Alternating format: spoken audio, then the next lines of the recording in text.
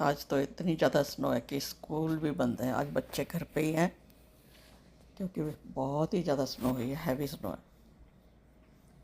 सब घर पे हैं आज।